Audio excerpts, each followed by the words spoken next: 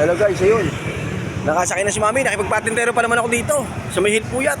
Ayun, sa may bus na yun, nakasakay na. Kasi doon sa may walang ang tagal bago duman ng mga bus na papunta ng Lipa. Ng Lipa City, Batangas. Kaya ang ginawa namin, nagpunta na ako dito sa may Hilpuyat dito. Nagabang ako. At kanina, ang traffic dito, super traffic. Ayun, nakipagpatintero ako. Kinato ko na yung bus para lang si Mami ay makasakay na, papunta ng Lipa. At ingat-ingat Mami sa biyahe. Alam ko malayo pa ang Lipa City. Ganun po kasi pagka pinapadala siya ng kanilang clinic sa Lipa. At minsan nasa Pampanga yan, tinatsagaan yan.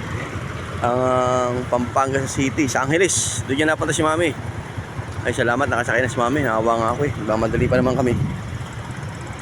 Ay, at ito, pabalik na ako sa makapagkape sa bahay. Mamaya-maya. Yan po sitwasyon ng traffic dito sa may Hilpuyat Avenue.